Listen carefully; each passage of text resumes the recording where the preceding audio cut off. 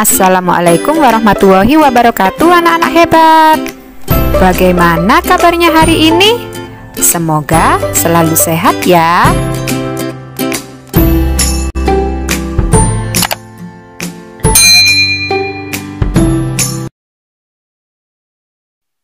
Sudah siap belajar ya anak-anak hebat? Jangan lupa disiapkan dulu buku-bukunya. Dan kita berdoa dulu sebelum belajar, agar kita diberi kemudahan dalam memahami materi hari ini. Nah, Bismillahirrahmanirrahim. Rabbi zidni ilmau warzuqni fahma. Ya Allah, tambahkanlah kepadaku ilmu dan berilah aku karunia untuk dapat memahaminya. Nah, hari ini kita akan belajar mengenal keberagaman teman di sekolah. Pada tema 7, subtema 1, muatan pelajaran PPKN KD 3.3, mengidentifikasi jenis-jenis keberagaman karakteristik individu di sekolah.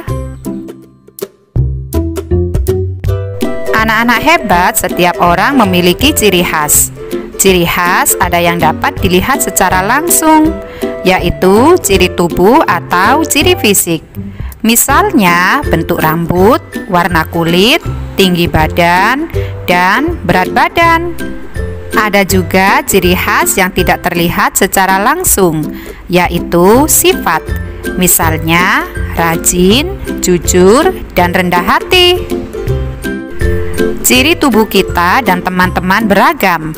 Meskipun berbeda, kita tetap dapat berteman dengan rukun, karena kita semua makhluk ciptaan Tuhan. Kita dapat menggunakan perbedaan kita untuk kebaikan, misalnya untuk membantu teman. Inilah yang membuat indahnya keberagaman. Di Rumah Siti sedang diadakan acara silaturahmi keluarga. Silaturahmi keluarga diadakan setiap bulan. Siti membantu ibu menyiapkan kue. Ibu membuat kue puding. Ibu mencetak kue dengan ukuran kecil. Ada yang diberi warna coklat, ada yang berwarna putih, ada yang diberi warna hijau, dan ada yang diberi warna merah. Nah, di sini Siti suka warna hijau, sedangkan Ali suka warna coklat. Apa yang harus kita lakukan, Bu, jika kita memiliki warna kesukaan yang berbeda dengan teman kita? Perhatikan di sini ya. Setiap orang memiliki warna kesukaan yang berbeda-beda. Warna kesukaan teman dapat berbeda dengan warna kesukaan kita. Kita harus dapat menghargai warna kesukaan orang lain, meskipun berbeda dengan kita. Jadi, meskipun kita memiliki warna kesukaan yang berbeda, kita harus hidup rukun ya, Bu Indah? Iya, betul sekali. Hari ini, Siti mengaji bersama keluarga. Edo beribadah bersama keluarga di gereja.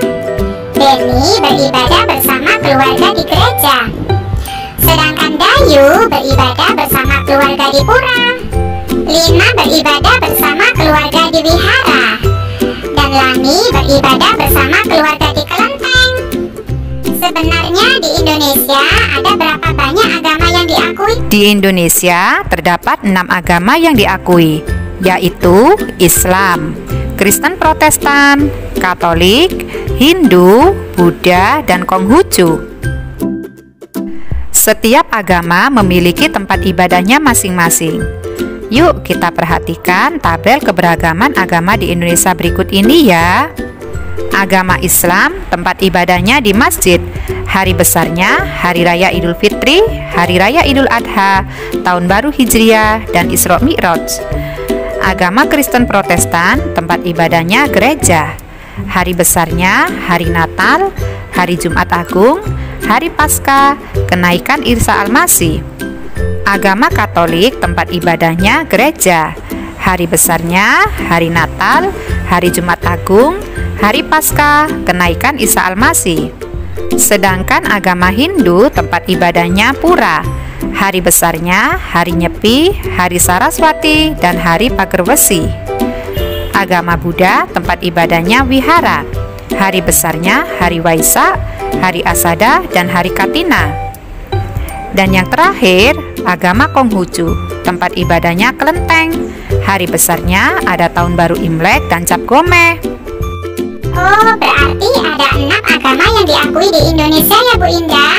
Bagaimana kalau kita memiliki teman yang berbeda agama dengan kita?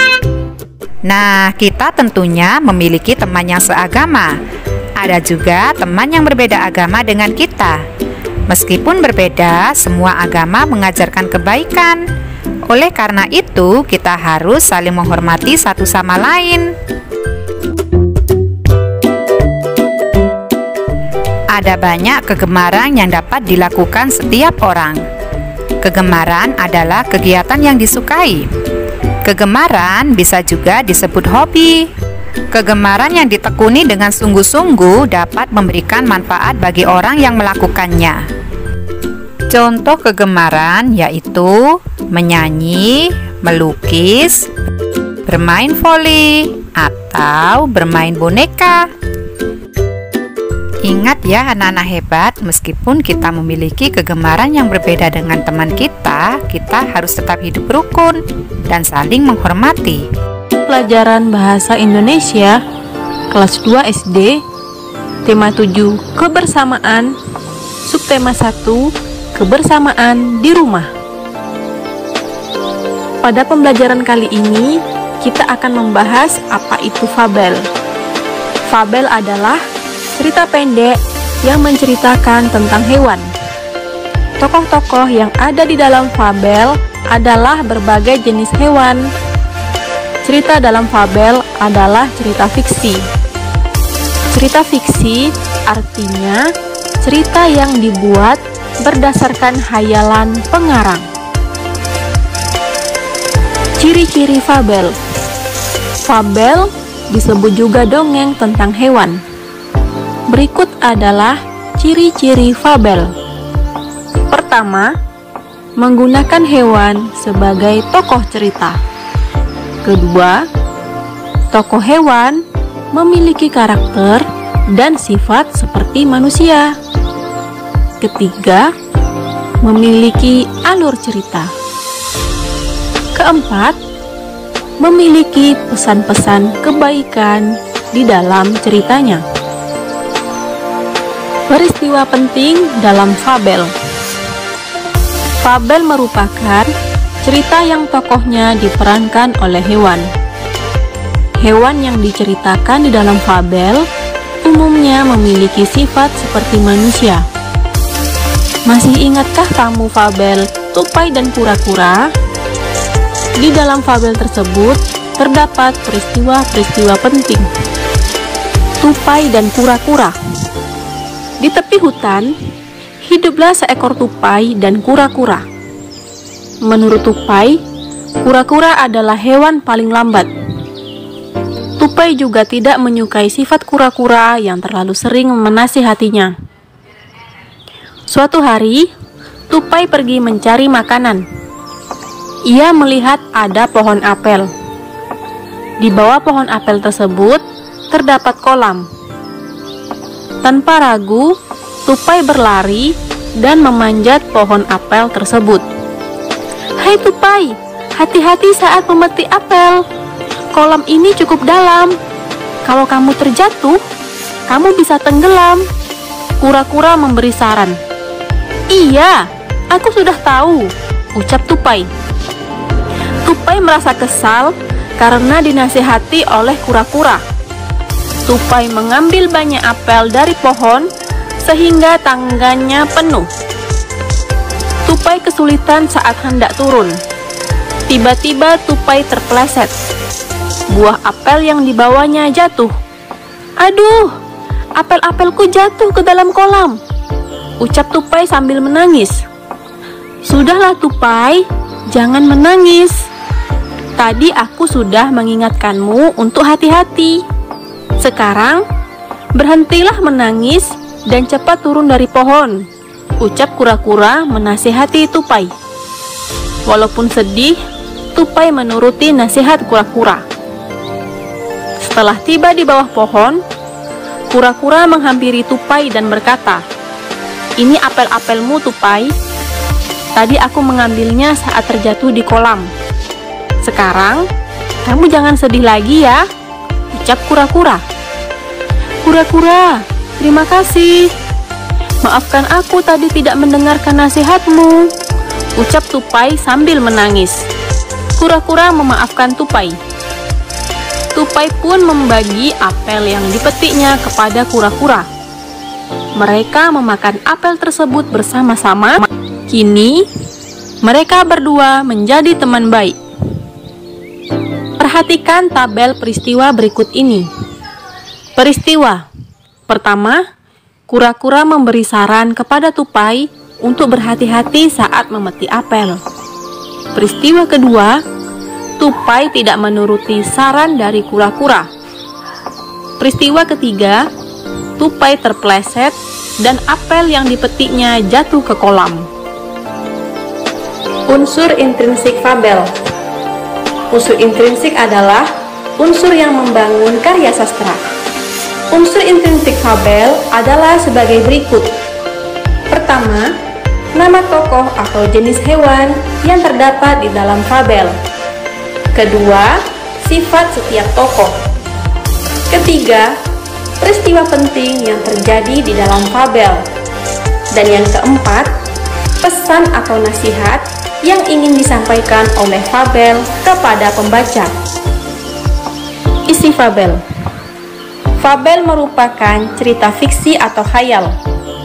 Namun, fabel berbeda dengan cerita fiksi lainnya. Tokoh dalam fabel adalah hewan. Oleh karena itu, fabel disebut juga sebagai dongeng hewan. Pada fabel, terdapat informasi yang disampaikan.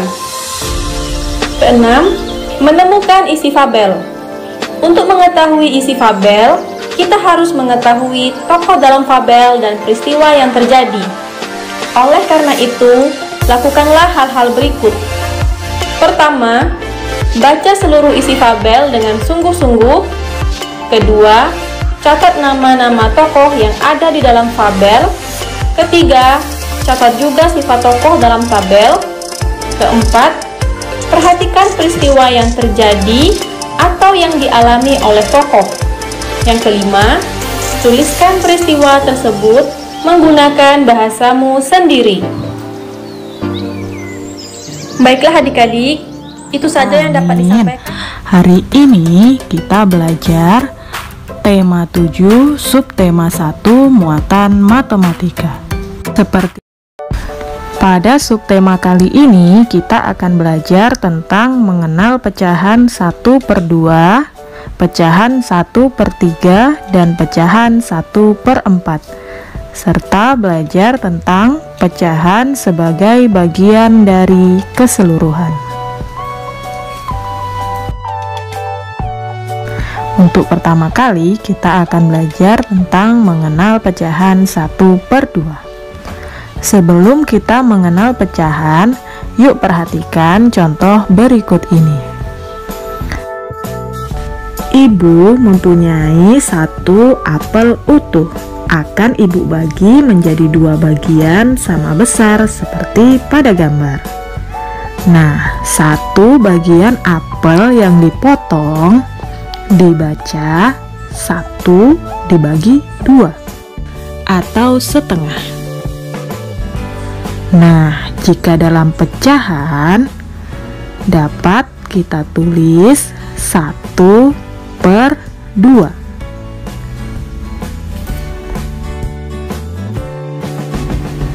Jika 1 bagian yang dipotong kita tulis 1/2, maka bagian lain juga kita tulis 1/2.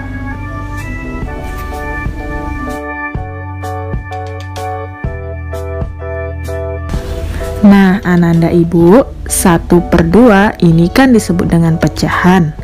Pecahan dapat dinyatakan dalam bentuk A/B, atau ada bagian pembilang dan ada bagian penyebut. A sebagai pembilang dan B sebagai penyebut. Jadi jika kita masukkan ke dalam contoh, 1 sebagai pembilang dan 2 sebagai penyebut.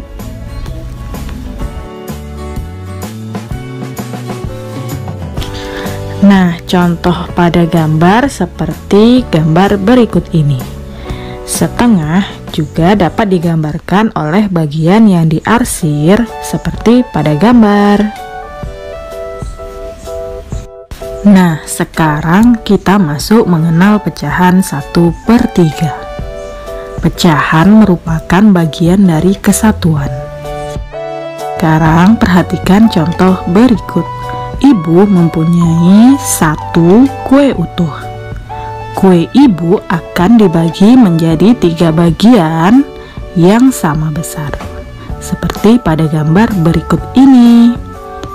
Nah, kira-kira bagaimana ya cara menentukannya? Setiap bagiannya dapat dinyatakan dengan bentuk pecahan. 1 dibagi 3 yang sama besar, maka dapat kita tulis 1/3. Yang dibaca 1/3 atau 1/3. Nah, pada pecahan 1/3, 1 merupakan pembilang dan 3 merupakan penyebut.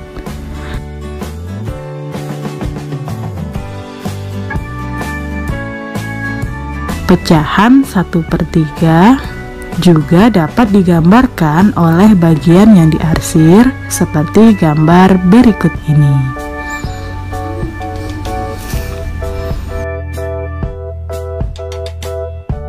Selanjutnya mengenal pecahan 1/4.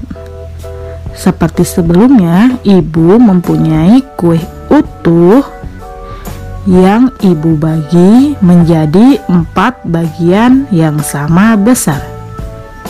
Setiap potongan kue tersebut dapat dinyatakan dengan pecahan, yaitu bernilai 1/4. Dibaca 1/4 atau 1/4.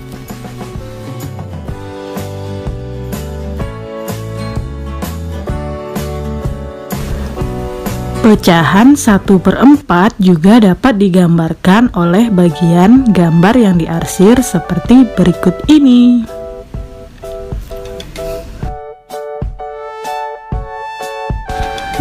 Jadi, yang dapat kita simpulkan dari mengenal pecahan 1/2, pecahan 1/3, dan pecahan 1/4, yaitu pecahan merupakan bagian dari kesatuan.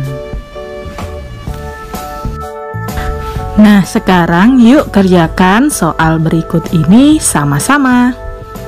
Berilah tanda checklist untuk gambar yang menyatakan pecahan 1/4. Ada gambar A, B, C, dan D. Oke, kita mulai dari gambar yang A. Gambar yang A adalah 1 dibagi 3. Yang diarsir ada 1. Jadi dapat dinyatakan dalam pecahan 1/3. Bukan menyatakan pecahan 1/4 ya. Nah, sekarang gambar B. 1 gambar dibagi menjadi 4 bagian. Yang diarsir ada 1. Jadi menyatakan pecahan 1/4. Oke, kita checklist gambar B. Sekarang kita lihat gambar C. 1 dibagi menjadi 4 bagian. Yang diarsir ada 1. Jadi menyatakan pecahan 1/4. C juga kita checklist. Sekarang ke gambar D. 1 lingkaran dibagi menjadi 4 bagian. 1 yang diarsir, jadi menyatakan pecahan 1/4, dan D juga kita checklist. Nah, paham kan?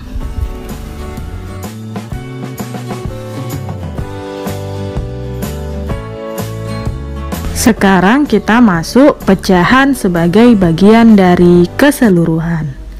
Pecahan juga merupakan bagian dari keseluruhan. Apa ya maksudnya? Oke, perhatikan contoh berikut ini. Ibu membeli 10 jeruk. Setengah bagian dari jeruk disajikan untuk tamu. Sisanya akan ditempatkan di piring. Berapa banyak jeruk yang akan disajikan untuk tamu? Yuk kita selesaikan. Ibu tadi memiliki 10 jeruk. Setengah bagian untuk tamu dan sisanya akan ditempatkan di piring. Setengah bagian dari 10 jeruk adalah 5 jeruk. Dapat ditulis setengah dari 10 jeruk adalah 5 jeruk. Jadi banyak jeruk yang akan disajikan untuk tamu adalah 5 buah. Dan yang dimasukkan ke dalam piring ada 5 buah sisanya.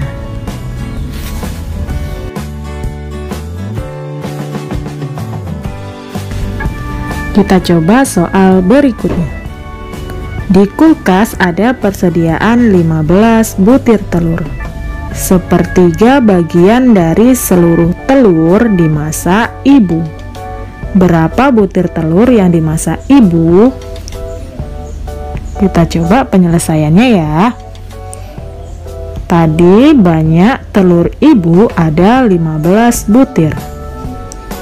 Seperti pada gambar. Sepertiga bagian dari telur ibu yang akan dimasak adalah bagian ini. Jadi telur yang dimasak ibu ada 5 butir.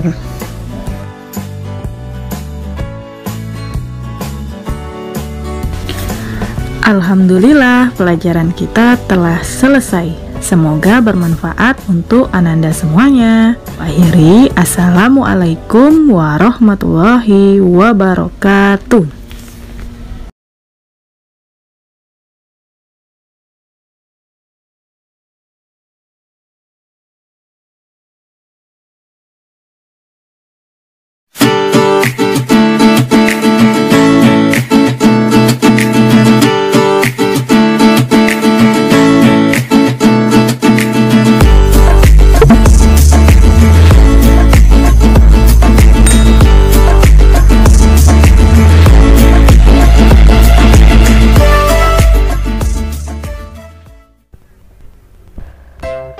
Pada hari ini kita akan belajar materi kelas 2 sekolah dasar muatan seni budaya dan prakarya, tema 7 kebersamaan, subtema 1 dan 2. Yuk kita simak videonya. Mengenal bunyi kuat dan bunyi lemah. Ada yang sudah tahu bunyi kuat dan bunyi lemah? Bunyi kuat adalah bunyi yang terdengar jelas oleh telinga. Contoh, suara petir, klakson mobil, dan bel sekolah. Bunyi lemah adalah bunyi yang hampir tidak terdengar oleh telinga. Contoh, suara angin, petikan jari, dan tepuk tangan. Perhatikan pola ketukan birama berikut. Ketukan pertama merupakan bunyi kuat yang diberi tanda dengan garis horizontal yang terputus-putus. Ketukan kedua merupakan bunyi lemah yang diberi tanda titik.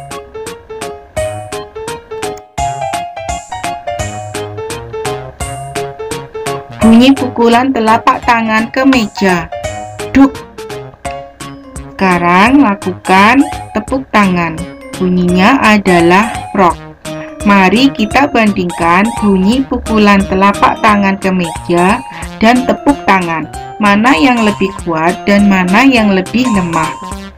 Jika dua bunyi di atas dibandingkan, maka bunyi 1 lebih kuat daripada bunyi 2.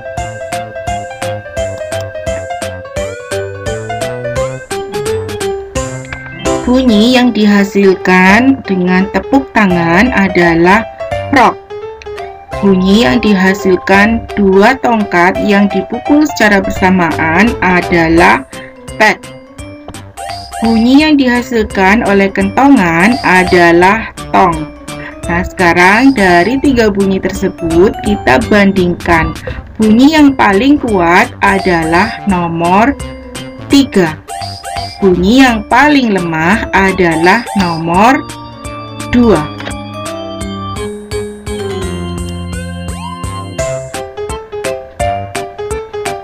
Coba kamu menyanyikan lagu Cicak dengan iringan bunyi kuat dan bunyi lemah. Ingat ya, bunyi kuat di bagian depan. Kalian bisa menggabungkan irama dari kentungan dan tongkat kayu yang dipukul.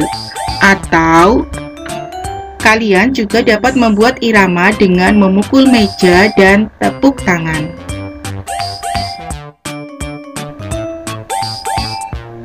Yuk, sekarang kita mulai bernyanyi lagu Cicak dengan irama dari kentungan dan tongkat kayu yang dipukul dengan birama 2/4. Siap? 1, 2, 3. Cicak, cicak di dinding, diam-diam merayap, datang seekor nyamuk, hap, lalu ditangkap. Kalian juga dapat membuat irama dengan memukul meja dan tepuk tangan. Dan kalian dapat mengkombinasikan kedua bunyi tersebut, kentungan, tongkat kayu yang dipukul, dan memukul meja, tepuk tangan. Yang perlu diingat, bunyi kuat diletakkan pada hitungan pertama. Selamat mencoba bernyanyi.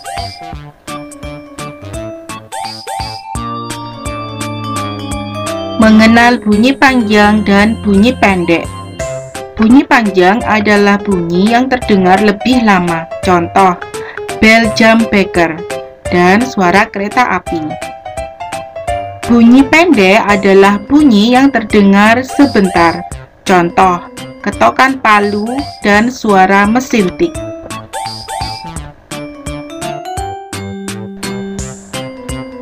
Sekarang kita dengarkan bunyi bel jam beker.